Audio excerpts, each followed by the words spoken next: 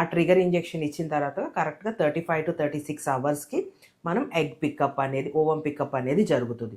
So ఆ ovum pickup రోజే మనకి ఇక్సీ అనేది జరుగుతుంది, ఎగ్ అండ్ స్పర్మ్ అనేది కలుపుతాం అనమాట. So on an average 10 to 12 days and దాని తర్వాత అప్రాక్సిమేట్ 14 days తర్వాత ఎప్పుడైతే ఎగ్ కలెక్షన్ చేసామో ఇక్సీ చేస్తాం. ఆ నెక్స్ట్ డే ఫర్టిలైజేషన్, మనం ఎగ్ స్పర్మ్ కలిపిన తర్వాత ఎన్ని ఫర్టిలైజేషన్ అనేది జరిగినాయో చూసుకుంటాం. దాని తర్వాత మళ్ళీ 4 days లేదంటే ఒక్కొక్కసారి day 3 ఎంబ్రియోనా day 5 ఎంబ్రియో అనేది చెక్ చేసుకుంటాం అనమాట. So 5 days. So example first egg pickup జరిగింది అనుకోండి, మనకి day 5 ఎంబ్రియోస్ ఎప్పుడు వస్తుందంటే second, third, fourth, fifth, sixth రోజున మనకి day 5 ఎంబ్రియోస్. సో 14 days అయిపోయిన తర్వాత ఇంకో 4 days, 5 days అనమాట. ఎంబ్రియో ట్రాన్స్ఫర్ ఒకవేళ ఫ్రెష్ ట్రాన్స్ఫర్ చేస్తున్నప్పుడు ఆ ఎంబ్రియో ఏ రోజైతే day 5 ఎంబ్రియో ఫామ్ అయిందో ఆ రోజే మనం ఎంబ్రియో ట్రాన్స్ఫర్ చేసేస్తాం. దాని తర్వాత 12 to 14 days కి ప్రెగ్నెన్సీ టెస్ట్ ఉంటుంది, డిపెండ్స్ ఆన్ day 3 ఎంబ్రియోనా day 5 ఎంబ్రియోనా బట్టి. ఒకవేళ ఫ్రోజన్ ఎంబ్రియో ట్రాన్స్ఫర్ జరుగుతున్నట్లయితే day 5 ఎంబ్రియోస్ ని మనం ఫ్రీజ్ చేసేసుకుంటాము.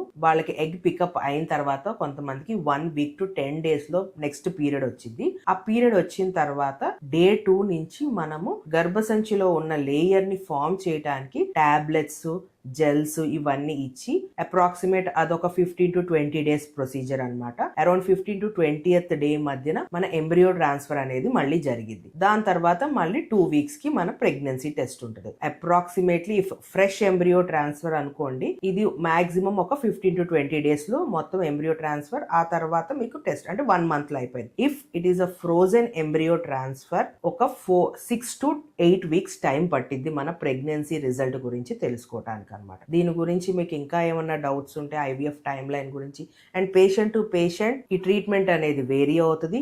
ఏమీ ప్రాబ్లమ్స్ లేకపోతే మటుకు ఇమీడియట్ గా అన్ని జరిగిపోతాయి. ఇన్ కేస్ గర్భసంచిలో ఏదైనా ప్రాబ్లమ్స్ ఉన్నా లేదంటే ఎక్స్ట్రా ఏదైనా ప్రాబ్లమ్స్ ఉన్న పేషెంట్ కి మెడికల్లీ అవన్నీ ట్రీట్ చేసుకున్న తర్వాతే ఎంబ్రియో ట్రాన్స్ఫర్ అనేది జరుగుతుంది. Everything depends on patient history అనమాట. దీని గురించి మీకు ఇంకా ఏమైనా డౌట్స్ ఉంటే మీరు డైరెక్ట్ గా మా 49 ఫర్టిలిటీ సెంటర్స్ కి రావచ్చు. మీ డౌట్స్ అన్ని క్లియర్ చేస్తాం. Thank you.